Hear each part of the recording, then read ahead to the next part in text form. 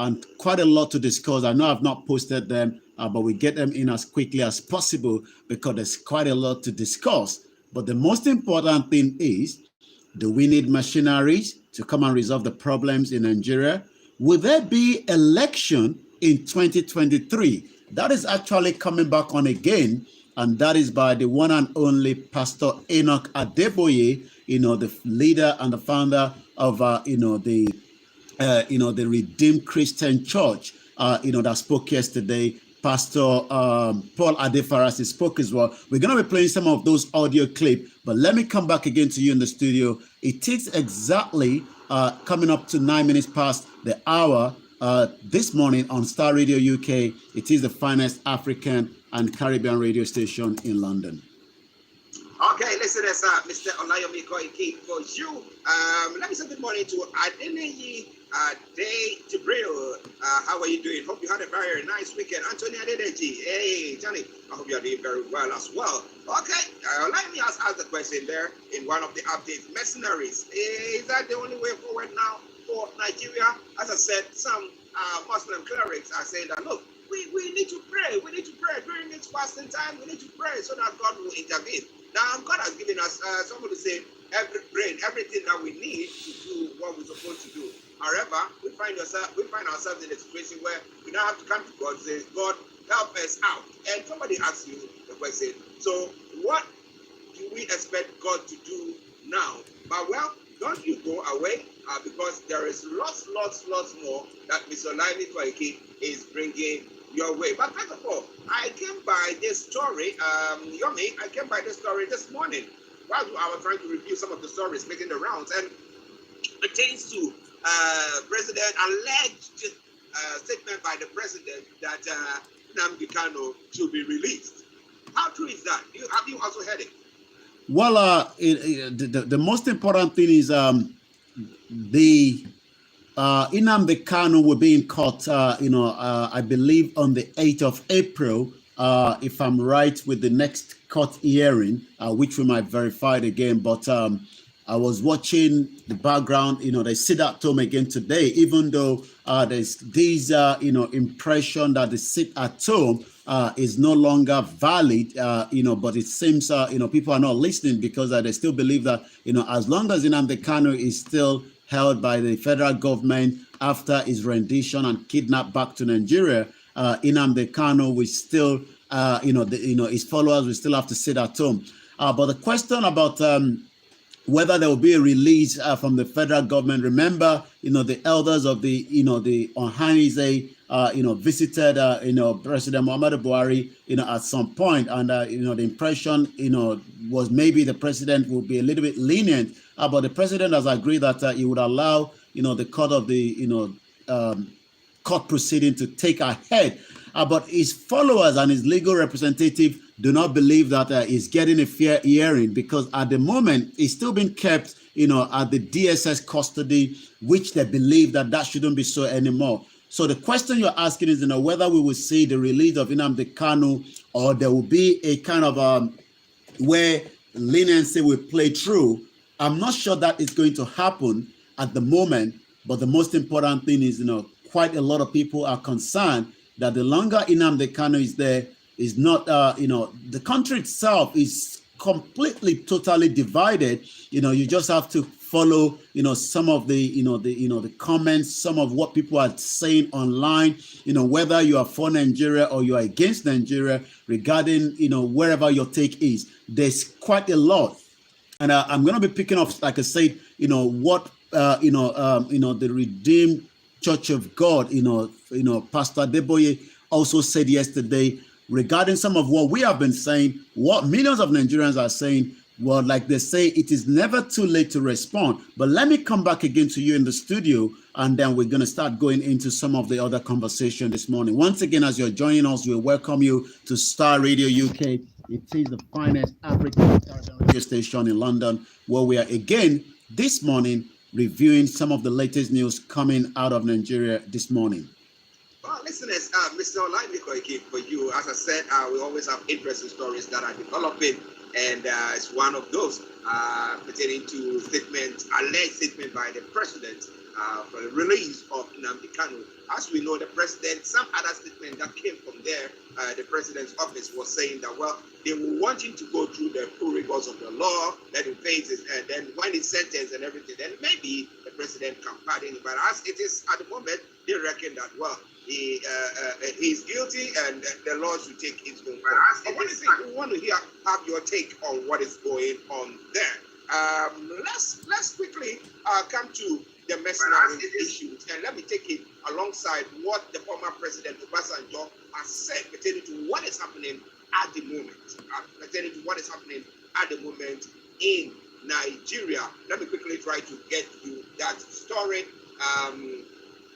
Okay, just bear with me.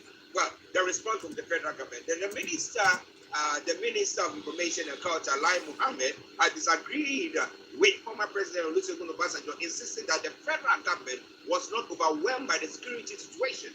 Now, he said that Mohammed insisted that Nigeria's military had successfully flashed out terrorists in the northeast zone, and the northwest will also be raided elements soon. But this is a case where we see, even at the moment, I think whilst we were on air, whilst I was monitoring earlier on, I found that another attack has been taking place where Fulani herdsmen are said to have, kidnapped or killed 12 people because their cattle were poisoned. So this insecurity is going on. So what are they talking? Do we need mercenaries there? Well, it is, the governor of Kaduna State. Kaduna, as you remember, last week Monday, was under heavy attack after the bombardment of the train. From what we are getting, almost about 181 people are still missing. That means, unaccounted for. Remember that, during the course of that, train attack, we saw that quite a lot of, people got missing. Quite a lot of, different, information, up to where we are not even sure, how many Nigerians, as we speak right now, completely, are missing. So machineries, ACF, ex-IGP, ex-DSS director disagree with the El Rufai and the Northwest governor. Arewa Consultative Forum, the ACF, the former Inspector General of Police, the former DSS Director, and Mike Ejiofor have disagreed with the Governor Nasir El-Rufai of Kaduna State and other Northwest governors over plans to engage mercenaries to fight the bandits and the terrorists. In fact, the ACF said the security of the country rested squarely on the central government, noting that the invitation of foreign force or machinery to fight terrorists must be handled with the utmost caution. But this is what El Rufai had to say, which I picked up this morning while I was getting ready for the studio in one of his, his interview that I believe is not a recent one. I'm just trying to see if we got that here. Okay, we come back to that. But this, I'm going to get that ready. But he was speaking, in regard to the knowing of these bandits. They even have their telephone numbers. But their concern is, the military or the Nigerian Air Force cannot go into that community and bomb those places because we might also have innocent Nigerians there as well. So the concern then is who should be dealing with this insecurity that has engulfed almost every part of Nigeria as we speak this morning. This is Star Radio UK. I'll come back again to you in the studio. Well, listeners, it's quite an interesting one. We want to know your take. I would definitely want to have your take on that. What do you think about what we are saying in insecurity? Maybe now mercenaries are coming in there. They know, but the thing is, they don't know the terrain. It's a Nigerian army who knows the terrain, and therefore, but well, we know mercenaries come in and they are able to find their way because of their training and stuff like that. But Lai Mohammed is saying that, well, our soldiers, our military or security agencies are well trained and they know how to go about things. Do you think that the federal government is actually concerned about you? Or do you think that maybe you have to get your own money to hire some mercenary or some security agents to protect you? I want to know what you think about all that. And it's all coming your way from Starr Radio UK, your favorite African and Caribbean radio station in London. We'll be having Mr. Frank Davis coming soon, since he's joined us in the studio as well. But let's go back to Yomi. Again, let's go to the former president, Obasanjo. Now, I know that he actually is angry about the stance of the, but what suggestions has he also put across? Well, it's not the first time that he's writing letters or he's a critics to any of the government. He has always been so. But the former President Olusegun Obasanjo have said that the regime of President Major General Muhammadu Buhari has been overwhelmed by the insecurity, as also the evidence, by the bombing attack on the Kaduna-bound train last week, but also quite a lot. One of the imam, that is in Abuja, a very critic of this government, was taken off his position, but this is what he had to say, in some of his previous interview. Let's listen to that in just about a few minutes. Is there nobody to take responsibility? I want to believe that we have all failed. I failed as an imam to teach you that life is sacred. You all failed as parents to teach your children that killing is bad. Our community leaders failed. Our politicians failed. Governors failed,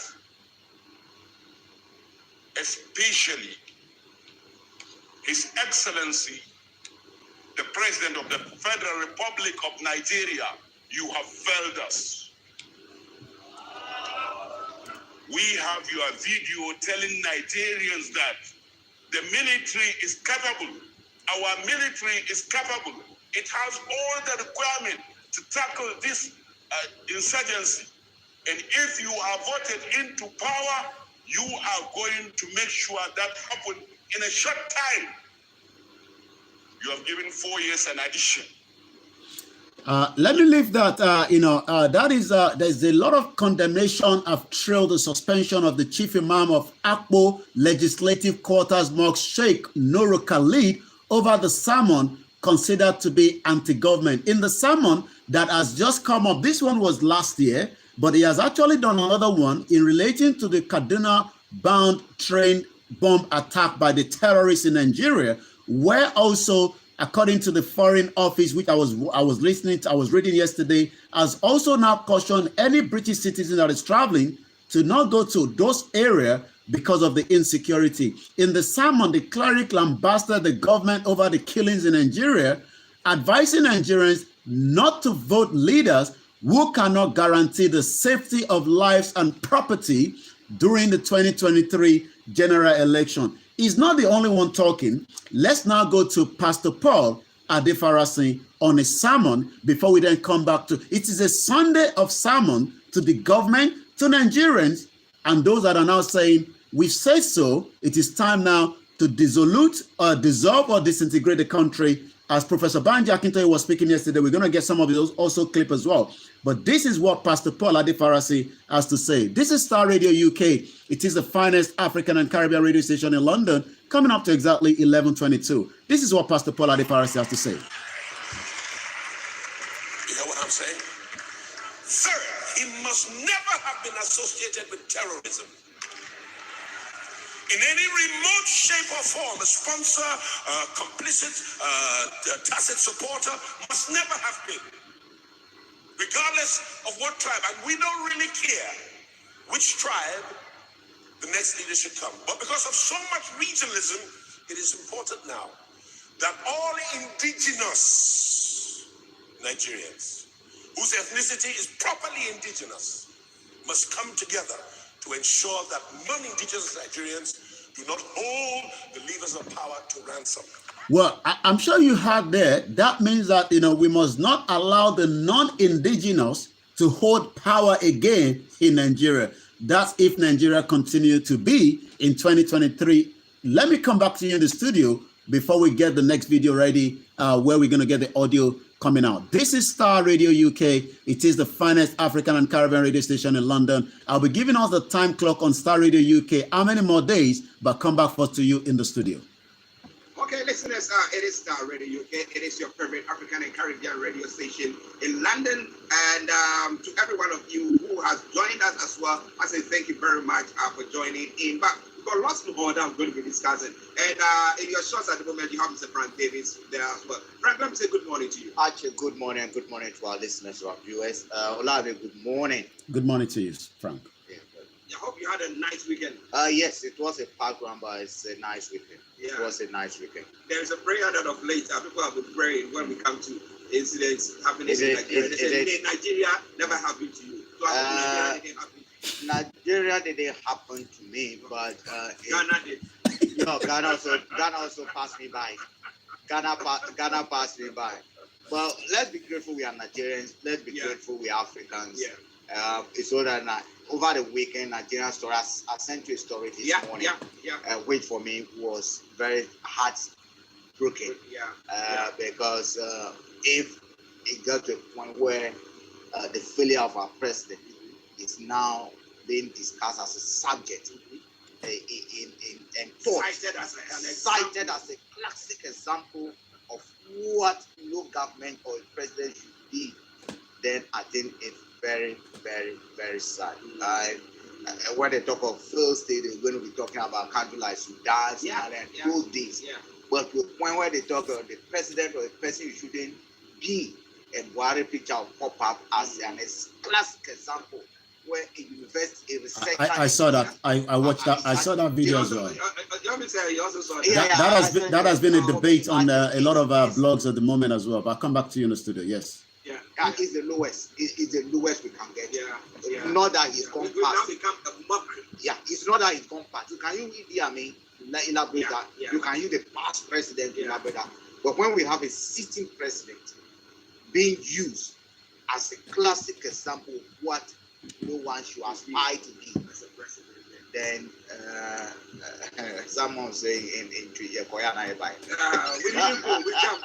We landed at the same place. Well, listen, that's Mr. Frank Davis for you. Like I said, you can share your comments with us. But let's come to the insecurity thing that is going on. Last week we had the Kaduna, Abuja train bombing thing that took place, and then we had the case where people were abducted. Now, as of this morning, that they were saying about 100 and something have not been found. But luckily, I think once I was on air doing some research, and I found out that they said 200 plus have been found. Others are still missing. So you look at the insecurity. That is, garnishing the whole of Nigeria. Then you ask yourself the question, as some people were asking last week, has Nigeria got into a failed state? I wouldn't say it has got to the failed state. What we have to differentiate between the failed state and failed leaders. What we do have are failed leaders. But Nigerians as individuals, that's what's capable of changing the situation at any time to give the opportunity. One thing that is lacking now is that Nigerians have not been able to master the courage to take out those responsibilities with those ones. I've not seen Nigerians continue to brace themselves that life or death will make sure the government work. I want to see the Nigerians demonstrate to the governor's office and sit down until the governor responds and puts certainty in place. I want to see Nigerians, whether it's electric goes through, whether thousands are going to be killed, if 3 people survive, let them see a better Nigeria. That is exactly what I want to see in Nigeria, where the youth who are struggling to take the responsibility to their own hands and say, look, today, Senate, whether you like it or not, we are actually coming to deliberate with you. Until you pass a law, until you do something that will see a change in our life, we are not going home. We are also citizens. We also deserve better. That situation, I think that potential is there. What we have now as failed leaders, it's not only the President Buhari that has failed, the ministers have failed, the Parliament has failed, and the Senate has failed. Because one, the Senate and the Parliament has failed, the representatives have failed to call Buhari to order, have failed to work closely with the government to ensure that Nigerians' lives are improving. Now, Lai Mohammed is talking about security situation better and other things. The reality on the ground does not reflect the distance between what he's saying and the reality on the ground. And even those who are not in Nigeria can see, can read, can hear. Every day it keeps on widening. The gap keeps on widening. So while they live in their local land, basically, whether it's a space craft in, nursery, and therefore they cannot see reality. Every day they seems to be acting in ways and making from that distance, themselves from man. Because this is not the first time. Even his superior boss has come. We recall somewhere last year. Yeah. He vowed that attacks of those nature will not be witnessed by Nigerians again. Mm-hmm. But the very day he said, the following day, we had, and we see the escalation form of it. Yeah. So, if Buhari were someone by now, we should be thinking of how do we organize a national dialogue to be able to do that. At least, how do we get even the opposition on board? Mm-hmm. How do we make sure that even ordinary Nigerian business elite, how do we get involved? Because this is an emergency situation. Yeah. These are just not, the people that are killed in Nigeria are more than those who have died in Ukraine war. Oh, of course. Okay. Yeah. The people that have been killed in Nigeria over a period of 1 year are more than those who have been killed in this. But the whole world, including Nigeria itself, voted. Nigeria voted alongside the US at the Security Council. What are the backs? Their back door. Yeah. Nothing is happening. And the two Obasanjo, they want to attack Obasanjo. He's speaking the reality. Yeah. He's been there before. You were a military man. He was a military man. Yeah. He's been there. You're also there now. Yeah. So, you can't tell me that he doesn't know what he's talking about. If there's anyone who is more informed, knowing that more can be done. Yeah.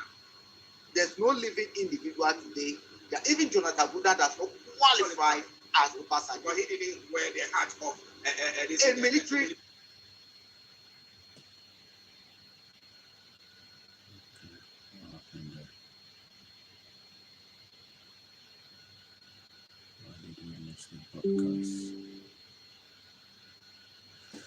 What happened there? They're with us.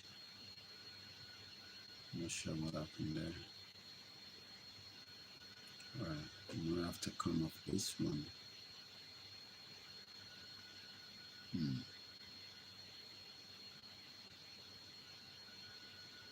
This has to come down.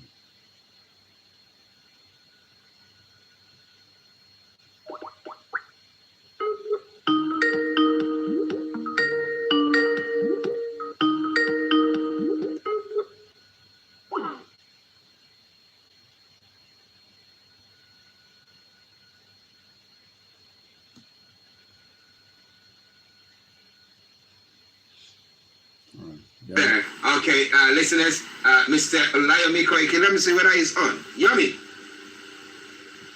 Okay, he's not on. Just bear with us while. London. Okay, I think we have Yomi. Yes. Hello, Yomi. I can hear you loud and clear. Okay. Listeners, just bear with us. Okay, good. Thank you very much. Now, let's move on to the other audio that you have. You wanted to play that one. I think one from Pastor Enoch Adebayo. Yes. From him. This is what he has to say yesterday during the service to all the congregation, both at home and outside the country. Where is the money going to?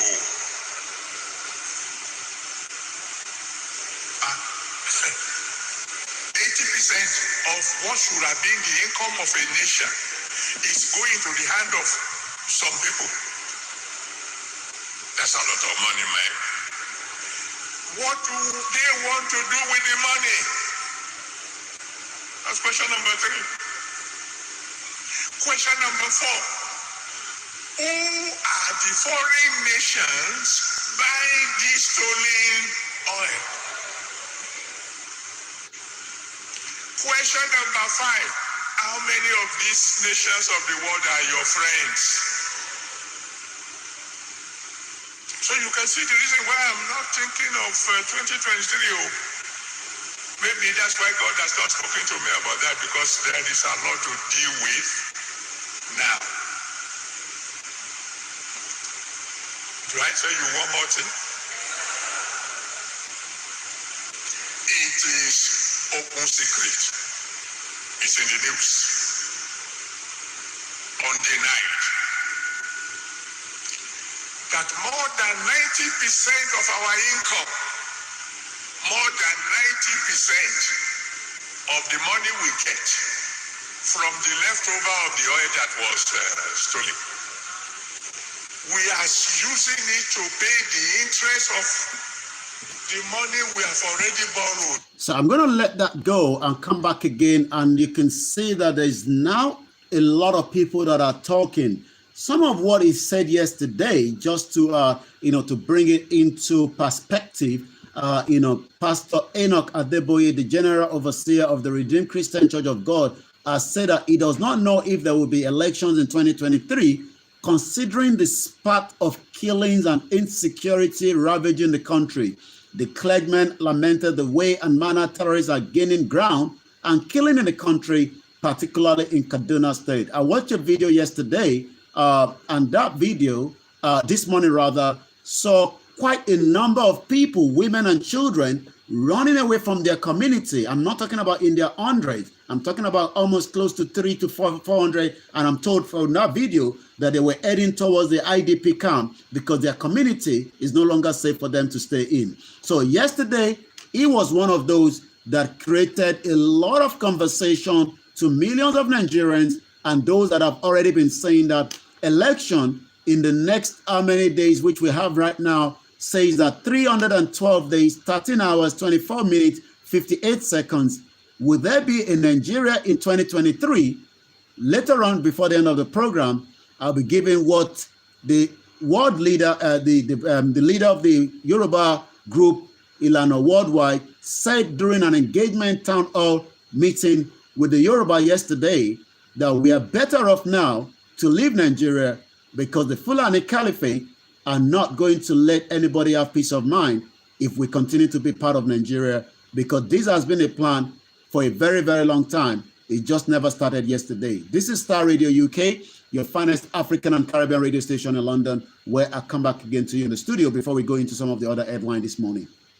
Well, listen, it's interesting, quite an interesting update. But let me ask you, Yomi, do you think that the government is prepared to, get help from the opposition?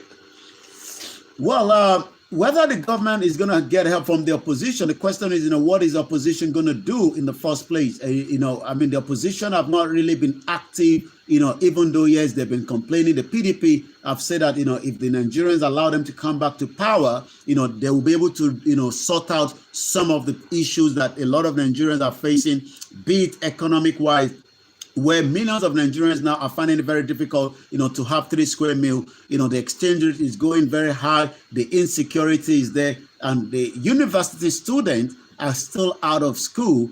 There is no job. So the opposition will not be able to do much at this present time, only if Nigerians will give them that same opportunity. But that opportunity is if there will be a 2023, because remember, a lot of people are also asking the question regarding the 1999 military decree that has been enforced on Nigerians since 1999, when it was put together by some few military cabal. Also, over the weekend, there is now eminent evidence that there will be a coup in Nigeria, which we already announced over the weekend. Let me quickly come to it's 11:37. Now, do you think Nigeria can go for an election, especially when we know that when we're going for Africa as a whole, when we go for elections, is whoever wields more money and influence, not because of policies or anything of the sort. Within last week or last 2 weeks, when myself and Yomi were discussing some issue, some information that came through was that Nigeria lost in the span of only 12 months 26 billion dollars. Dollars from people who are selling crude oil underneath the carpet. Transaction that never was captured. That is what was found. Yeah. So that is reported. And most often we know that what is not reported is more than what has been reported. So the reported ones, that's what we're talking about. So virtually people are ravaging the economy, I mean, from whatever they are doing. Yeah. And you have Pastor Adebayo saying that, looking at the percentage, he's talking about 80% of whatever the state makes, the country makes, going amiss. So the little one, the other 10% that they have, 90% of that one as well, going to pay interest on loans that you're taking. And then you ask yourself, of all the education that we had, what informed our negotiations? What I think we're lacking, one thing that I think we're lacking, all the education that we had, what informed our negotiations? What I think we're lacking, one thing that I think we're lacking, so for instance, is our ability to negotiate. Not that we are stupid, but we negotiate into our torments. We negotiate into our pockets. So, for instance, all the resources that we do have, if you take, let's say, Shell, which is operating, you ask yourself, what percentage has Nigeria been given in any oil field?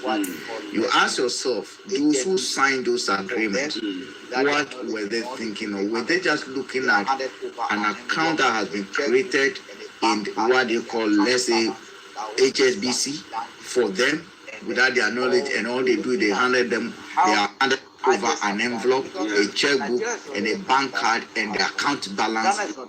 In fact, most African countries have oil, right?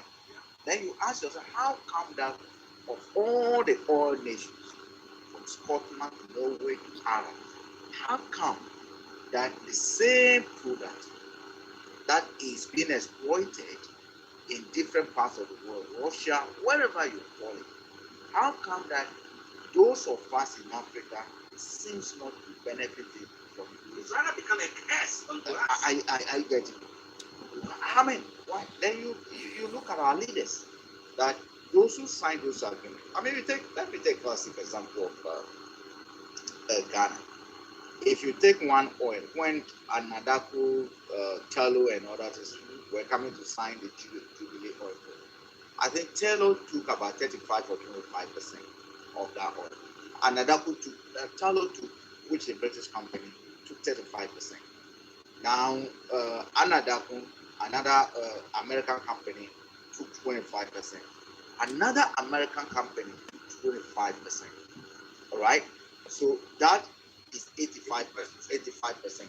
Then we had then we had 10% that was given to the country. Then we have people who just carry the documents, not that they work. They carry the documents because they had the opportunity that being they were appointed by before based on people's vote in the year 2000. They got about 3%, 3 or 5% out of that, and the country, the whole country, got about 10%. So whatever we generate over there, they will tell you we're making taxes and other things. Actually, whatever we generate over there, out of about 21 billion or whatever that has been generated, Ghana has earned less than, I mean, a peanut, less than that from that. So you ask yourself, of all the resources that we generated in what they call it, Nigeria, what percentage remains? And like Adebayo is saying, of that, I mean, fraction that remains, then you don't have, I'm going to speak Nigerian here, you don't have. Then you have leaders who are now have created themselves into vultures. Vultures to actually feed on that little one. Yeah. So even the crumbs that the agreements have left us, that one too. So actually, there were times I've supported people, and I said, okay, I support people because one, I want some of this agreement to be turned on. Yeah. Because at the end of the day, we need to reset the party. Yeah. If we do not do that, and if any leader that comes, we're going to be having, yes, there might be a degree of proactiveness, challenges, and the 10% how they're able to make use of it from one leader to another. But fundamentally, actually, we're not going anywhere unless those agreements are changed. Yeah. And unless we take the situation to our hands and say, this can never. Look, if, for instance, Shell Oil invests in something or Bonny Land invested, let's say, 50 billion, or 5 billion. Haven't they made that profit already? Oh, So, now so why can't we just go back to the table and tell them, look, you've made well and above your investment. It is time we renegotiate. That lease agreement that was signed or was signed by today either, and this is where I want Nigerian youth to take the future into their own house. Ghanaian youth to take the future into their own. I mean, I gave you an example before of what I witnessed with Justice Olori. When an oil refinery was supposed to be built, I don't know what has come of it now. And I happened to have visited him at his friend's place at the area, and he showed me the agreement by example. I read through the agreement and I realized that, look, this is this is a typical agreement that is signed. Nigerian government, this man wanted to build. He was the former Chief Justice of Lagos State, right? And this is a true story, which I was involved. I got to know. Now, they signed an agreement. He wanted to build an oil refinery. Now, the agreement that was signed, he went to the government and said, okay, if you're able to build the oil refinery up to about 45%, we will begin to give you allocation of oil barrels to help you to start selling that oil before even the oil. Yeah. Now, and in that agreement is something that was signed for the first agreement about 25 years. Now, he was also committed. That agreement is collateral. It is like money. Now, they took this agreement and wanted the consultant with lawyers and other things, wanted to help bring investors on board. You see, we always go about investors, and when they come, even if they are holding our net, we think because they are investors, putting poison in our food, because we think that notion of investment. But it's not that they are looters, they are not investors. Now, they took that document and they gave him an agreement. Actually, it will interest you to know that the agreement they gave him, I'm not going to mention the foreign company that was involved because they are still operating in Nigeria. They were taking about 60% of that revenue. Okay? 60% of that revenue. Then another 25% was going to another foreign entity that were supposed to join hands. You know how much they were going to leave him? They were leaving him with less than 20%. So we look at that agreement and say, look, this cannot be. This is what we'll be fighting against others. Go back to them. So we drafted a new agreement. Go back to them and tell them, look, you're not going to go ahead with this agreement unless they change the terms. One, that agreement from the government that you have is as good as a letter of credit. Any bank, because it's a reserve, any bank will give you, will loan you, and that agreement is what they're going to use to raise money anyway.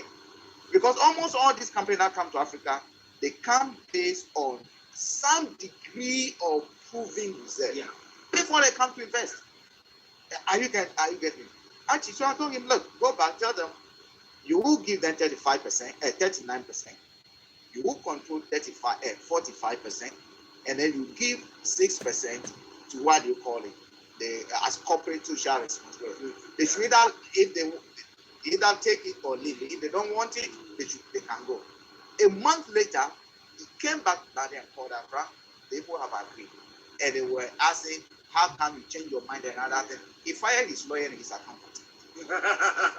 You see, we need to go back to these people and tell them we are not stupid. Yeah.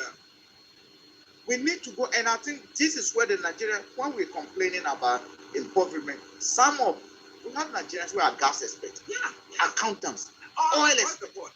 Why are they not launching on some of these agreements and launching petitions, even if you have to take international, effort that this is not helping us.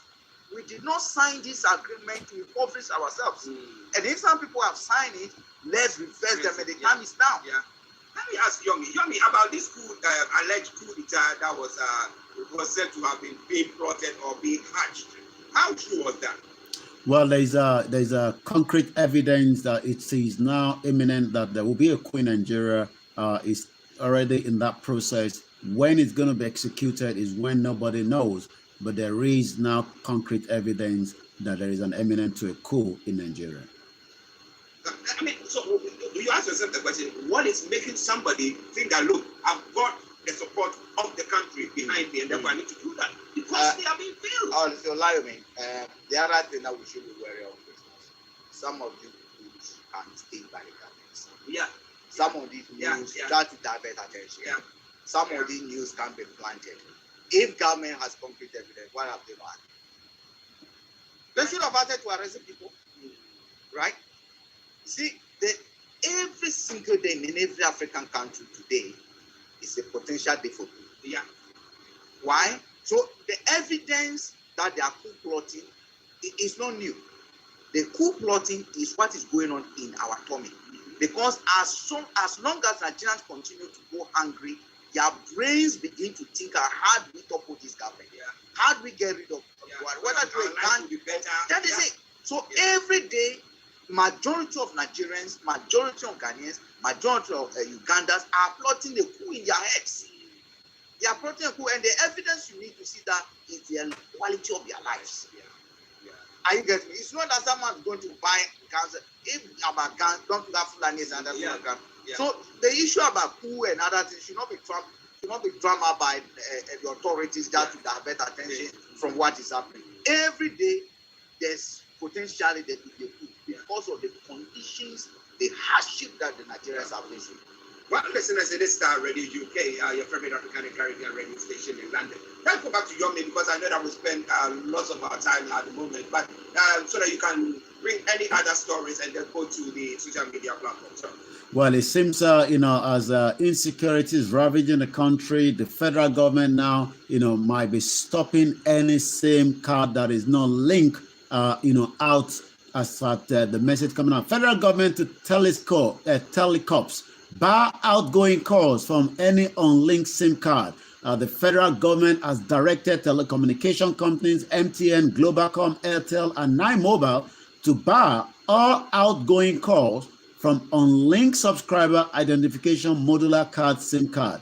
Disclosing this in a statement signed by the Minister of Communication and Digital Economy, Isaac Patami, federal government stated that it is directed will take effect from today. So we hope most Nigerians have already linked that because so many Nigerians are concerned. How come the terrorists are still able to communicate when the SIM card is meant to be linked, and that should be able to give them, that opportunity to trace it back as well. Let's now take one more and go straight to the, to the social media. I saw the video. It's not something I didn't see. The new international airport that was commissioned last week, there was a power outage right inside it, last week. So a lot of Nigerians are asking what went wrong with this new airport that should be working functionally, but it doesn't seem as usual. There's always, maybe somebody was not paid, their duty and they've decided to turn it off. But that new international airport went into darkness. The Federal Airport Authority has already apologized to that, and they're looking into that as well. You want me to come back, or you just want us to go straight? Allow me just quick one. Sometimes I don't know whether the government I don't know whether the security expert or those who involved in this. Now, this SIM card linkage and the communication terrorists and other things. You see, we've got to a point where communicating between two people, even the SIM cards are linked, they can go on without you. Yeah. If you take WhatsApp calls, they are encrypted. Yeah. So if government is telling us today, for instance, that SIM card calls, people who are not registered, people can be registered, but you might not be able to get a call. Focusing on the issue, they are diverting attention that those who are communicating or the terrorists communicating is actually coming from SIM cards that are not registered. If I'm communicating WhatsApp, these are encrypted. If I'm communicating on what do you call it, Zoom, how are you going to do? If I'm communicating on other apps, Skype, how are you going to do? Are you getting? So government should not be shifting the focus and blaming.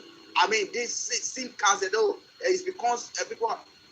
We sometimes just go for solutions that we think these are things that were possible before the advent of WhatsApp. Yeah. If you tell me SIM cards, you can trace calls. Yes, today you can still trace calls, provided they are not using encrypted systems. Yeah. Are you getting it? They are not using it. So the same generals who thought that they could trace someone's call in 2004, 2008, and go and arrest them are still in post today thinking that that same mentality. You see where we get into? It's sad. And that's why sometimes one reason why old folks must not lead a young generation, because their brains are still to days gone by. The dinosaur age. I'm not really sure whether we call them the analog brains. Analog. Yeah. Okay. Interesting. Listen to Starr Radio UK. So, with me in the studio, Mr. Frank Davis, Mr. Olajimi again, and North London studio. Let's go back to him after the rest of the story and what is happening on the we just take about 3 of communication that is happening presently right now on the social media. Quite a lot, but we're just going to stream it down. Reno Mokere says, you think that if a train was bombed in southeast Nigeria, Buhari would not have overwhelmed the region with troops with a question mark? Remember how troops overwhelmed Olu in Imo last year with helicopter gunshot? Why hasn't Buhari sent them to Kaduna? Because he's protecting the terrorists. Also, Simon Ekpa said the criminals in IPOP doors have lost control, relevance, and resources of the livelihood. Embrace one Nigeria through Soludo. Soludo is a new Anambra State governor that has also said that people should just go out their normal duty. But it looks like Anambra is already under lock and key again. As the Biafra is saying, no Nnamdi Kanu, nobody's going out on a Monday. Even the schools have now been transformed to Saturday schooling rather than a Monday schooling as well, because nobody's going anywhere. Let's go straight and look at what David Odonye is saying this morning. I agree. MKO Abiola, the coup financial, was a hero of democracy, the same way Murtala Muhammad, the genocider, was a founding father. It is a death that has sanitized and deodorized the stench surrounding these incredible men of Nigeria in the past. This is responding to Yaya Bello, says that I would transform Nigeria just as has transformed Kogi State. And a lot of people are looking at Kogi and asking why, because you haven't paid salary. So we're not sure how you want to transform Nigeria for someone that has not even paid the civil servant, in the state. So I'm going to take one more, and then this is coming from Neferati. Nigeria is so badly misgoverned, yet infinity blessed. Few Nigerians build crude refinery in the Niger Republic, then 80% crude oil start to miss. So you just have to plot it. Niger Republic or Niger, their refinery started working, then all of a sudden about 80% of our own crude oil is missing. You just have to do the math according to her. And the last one is coming, just like we're saying, whether you'll be able to do your name. If you're a diaspora, I have to go home. Dr. Dipo Awojedi, Ogbeni Dipo says, want to come to Nigeria for 2 weeks and do my name, voters card, phone registration, and everything else they're asking for. Can all this be done in 2 weeks without a long leg? Long leg means maybe you have somebody that will be able to do that for you without any hiccup. This is Starr Radio UK. This is what we're going to be living in this morning. But like I said, continue to monitor and follow us with all the breaking news coming out of Starr Radio UK. But you still have Frank and Archie to the rest of the program. Let me come back now to you in the studio. It's exactly 11:56 a.m. on the 4th, which is 2022. I'm going to take 2 or 3 comments from this part with our transmission. Oluwadebisi says, the end result of Nigeria military activities now is to have a referendum whereby people will decide what they want and create more opportunity for those that are asking for independence. Olatunja officer says, forget about the opposition. We don't have any at all. I did promise that we were going to play just about maybe 40 seconds of what Professor Banji Akintoye was saying yesterday. Let's listen to that during his interview yesterday. Peoples of the Middle Belt as winning tools and the peoples of the South as conquered territory, and never let them rule over us, and never let them control their own future. Those who are going around saying, making friends with the Fulani,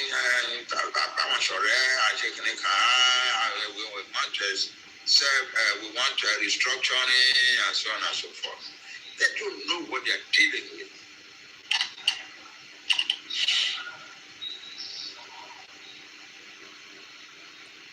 When I came back from Nigeria So he was explaining that those that are playing and dealing are making friends with those that do not know who they are.